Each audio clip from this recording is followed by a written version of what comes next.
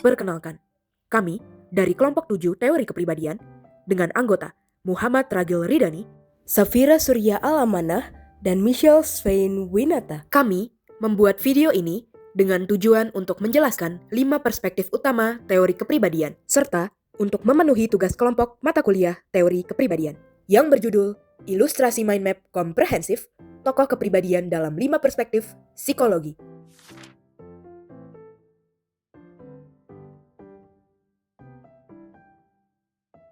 Perspektif psikodinamik dengan asumsi utama kekuatan bawah sadar merupakan yang paling penting. Tokoh pertama Sigmund Freud dengan konsep kunci unconscious.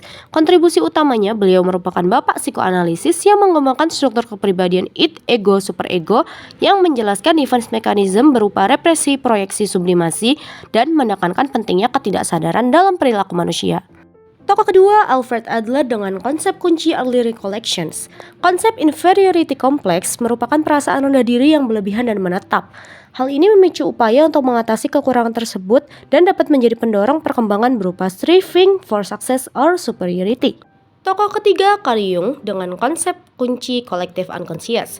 Kontribusi utamanya berupa konsep ketidaksadaran kolektif dan archetypes berupa persona, anima dan animus serta shadow, dan juga mengenalkan konsep introvert dan extrovert. Tokoh keempat, Karen Horney dengan konsep kunci object relations, mengkritik konsep Freud tentang kecemasan dan seksualitas perempuan, lalu mengemukakan kecemasan dasar akibat hubungan orang tua dan anak, dan 3 strategi menghadapi kecemasan, yakni moving toward people, moving against people, dan moving away from people. Tokoh kelima, Erik Erikson dengan konsep kunci identity crisis, mengembangkan teori perkembangan psikososial berupa 8 tahap sepanjang hidup, yakni infancy, early childhood, play age, school age, adolescence, young adulthood, dan juga old age. Lalu menekankan pentingnya identitas, terutama pada remaja, dan menggabungkan aspek sosial kultural dengan konsep psikoanalisis. Dan tokoh keenam sekaligus terakhir, Erich Fromm dengan konsep kunci relatedness. Konsep escape from freedom, yakni berupa authoritarianism, destructiveness, dan conformity. Lalu mengemukakan kebutuhan eksistensial, yakni relatedness, rootedness, identity, transcendence, dan orientation, dan juga mengembangkan orientasi karakter berupa reseptif, eksploitatif, hoarding, marketing, dan produktif. Teori kedua yang akan dibahas adalah humanistik atau existential theory. Teori ini berkata bahwa kepribadian berkembang melalui pencarian makna, kebebasan memilih, dan usaha mencapai pertumbuhan serta aktualisasi diri. Abraham Maslow dengan holistic dynamic teorinya menekankan bahwa potensi manusia untuk mencapai pertumbuhan diri dan aktualisasi diri. Teori Maslow ini didukung dengan adanya hierarchy of needs, yaitu physiological needs, safety and security needs, love and belongingness needs, self-esteem needs, dan yang terakhir self-actualization needs. Dengan catatan self-actualization needs adalah tingkat tertinggi manusia ketika telah mencapai seluruh potensi dirinya. Teori ini menekankan bahwa manusia bertumbuh dan memenuhi kebutuhan yang lebih tinggi sesuai dengan potensi dirinya. Tokoh yang kedua adalah Carl Rogers, dengan person-centered teorinya yang berfokus pada pengalaman subjektif individu, perasaan, dan bagaimana mereka menilai diri sendiri dan lingkungan sekitar.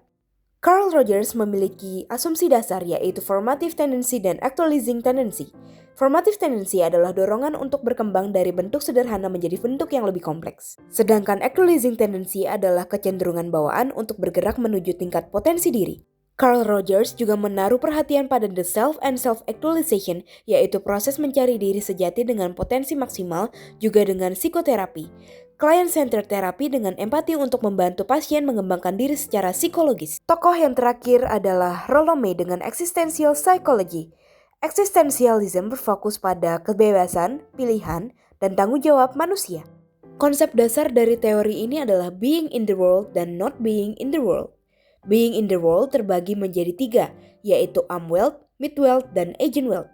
Being in the world berarti kesadaran berada di dunia. Umwelt adalah dunia alam dan hukum alam. Midwelt adalah manusia dengan manusia. Eigenwelt adalah seorang dengan dirinya sendiri. Sedangkan not being adalah kesadaran akan ketiadaan. Rollo May juga menaruh perhatian pada anxiety, guilt, care, love, and will, dan juga freedom and destiny. Dispositional theory. Teori ini berfokus terhadap sifat-sifat individu yang konsisten. Terdapat 2 tokoh kepribadian yang menjelaskan teori ini. Yang pertama adalah Gordon Allport. Beliau merupakan father of modern personality psychology. yang mana beliau berfokus kepada psychological of the individual. Nah, yang pertama adalah personality theory. Teori ini menekankan keunikan individu, traits sebagai dasar kepribadian seperti common trait dan juga personal traits. Yang kedua, beliau juga memisahkan bahwa tiap individu memiliki personal disposition yang berbeda, seperti cardinal traits atau karakteristik yang dominan, central traits atau karakteristik utama, dan secondary traits atau karakteristik yang lebih spesifik tapi situasional dan juga fleksibel. Beliau juga menjelaskan theory of motivation, yang mana memisahkan antara motivasi masa kini dan juga masa lalu, disebut dengan functional autonomy. Selanjutnya, tokoh kedua yang menjelaskan dispositional theory adalah McRae dan Costa. Mereka berdua berfokus kepada five-factor trait theory, atau biasa kita sebut dengan Big Five personality, yang terdiri dari openness, conscientiousness, extravision, agreeableness, dan neutrism, atau biasa kita sebut dengan all-sense. Kelima dimensi sifat ini memengaruhi bagaimana cara kita berinteraksi. Yang keempat adalah biological learning theory. Teori ini menjelaskan bahwa kepribadian berasal dari dasar genetik, neurochemical, struktur otak, dan mekanisme adaptif yang terbentuk melalui proses evolusi perilaku manusia. Satu-satunya tokoh yang berfokus kepada biological learning adalah Hans Eysenck. Hans Eysenck sendiri berfokus kepada biological based factor theory. Yang pertama adalah factor theory, yang menjelaskan bahwa kepribadian berdasarkan dasar biologis dan genetik yang mempengaruhi cara kerja otak, di mana diatur dalam 3 komponen utama, yang biasa kita sebut dengan PEN. Yang kedua adalah Hierarchy of Behavior Organization, terdiri dari tipe, sifat, kebiasaan, dan juga respons spesifik. Yang ketiga ada Dimension of Personality, atau PEN, Psychotism, Extravision, dan Neuroticism. Extravision sendiri digambarkan sebagai individu yang mudah bersosialisasi dan aktif. Lalu, Neuroticism sebagai individu memiliki tingkat kestabilan emosional, yang akhirnya ada pengarah kepada pengembang dimensi ketiga, yaitu Psychotism, yaitu individu yang memiliki perilaku impulsif dan juga antisosial. Hans Eysenck sendiri menekankan bahwa dimensi-dimensi ini memiliki dasar biologis seperti produk genetik, perbedaan tingkat aktivitas, struktur, dan sensitivitas otak. Teori yang terakhir adalah learning social kognitif, pembelajaran, modeling, dan reinforcement. Kepribadian terbentuk melalui pembelajaran berbasis reinforcement, observasi, modeling, dan cara individu menafsirkan pengalaman untuk mengatur perilakunya. Tokoh yang pertama, Burrhus Frederick Skinner dengan teori behavioral analysis. Yang pertama, classic conditioning. Pembelajaran terjadi ketika stimulus netral dipasangkan berulang sebelum unconditioned stimulus hingga akhirnya memunculkan respons yang sebelumnya hanya muncul secara alami. Yang kedua, operant conditioning, pembelajaran yang membentuk perilaku melalui konsekuensinya terbagi menjadi 2 jenis, yaitu reinforcement dan punishment. Yang ketiga adalah shaping, membentuk perilaku kompleks melalui langkah-langkah bertahap. Dan yang terakhir adalah extinction, perilaku berhenti karena reinforcement tidak lagi diberikan. Tokoh yang terakhir adalah Albert Bandura dengan sosial kognitif teorinya. Dengan poin utama observational learning, pembelajaran di mana individu mempelajari perilaku melalui modeling, yaitu mengamati perilaku orang lain tanpa perlu mengalami konsekuensi langsung. Proses ini mencakup attention, representation, behavioral production, dan motivation. Ada pula poin triadic reciprocal caution menjelaskan bahwa perilaku manusia dipengaruhi oleh 3 faktor, yaitu individu, lingkungan, dan perilaku. Dan yang terakhir adalah self-efficacy, keyakinan seseorang pada kemampuannya untuk berhasil pada situasi tertentu. Berikutnya, hubungan antar perspektif. Yang pertama, psikodinamik dengan humanistik eksistensial. Sama-sama fokus pada motivasi, namun berbeda. Psikodinamik berfokus pada ketidaksadaran, sedangkan humanistik berfokus pada kesadaran dan makna. Yang kedua, disposisional dengan biologis evolusioner. Keduanya memandang sifat sebagai stabil. Biologis memberikan basis kausal, sementara disposisional memberikan struktur deskriptif.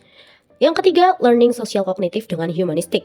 Sama-sama fokus pada manusia, tujuan, dan peran kesadaran, namun pendekatan learning sosial kognitif lebih empiris. Yang keempat, learning sosial kognitif dengan psikodinamik. Mengkritik psikodinamik karena kurang empiris dan terlalu menekankan akan ketidaksadaran. Dan yang terakhir, disposisional dengan perspektif lainnya. Sifat atau traits dapat dianggap sebagai hasil konflik tak sadar dari teori psikodinamik, pertumbuhan diri dari teori humanistik, adaptasi genetis dari teori biologis, dan proses belajar dari teori learning sosial kognitif. Kesimpulannya adalah kelima perspektif utama tersebut menawarkan lensa yang berbeda dalam memandang kepribadian manusia, namun tetap saling melengkapi. Kelima perspektif dalam psikologi kepribadian tidak berdiri sendiri, tetapi membentuk kerangka komprehensif yang menjelaskan kepribadian dari 5 sudut, yakni psikodinamik menjelaskan tentang motivasi dalam diri, humanistic existential menjelaskan potensi dan makna, dispositional memetakan struktur sifat, biologis evolusioner memberikan dasar biologis dan adaptif, pembelajaran kognitif sosial menunjukkan interaksi individu dan lingkungan. Dengan demikian, kelima perspektif tersebut bersama-sama membentuk gambaran utuh tentang manusia dari proses biologis terdalam hingga pilihan sadar dan perilaku adaptif sehari-hari.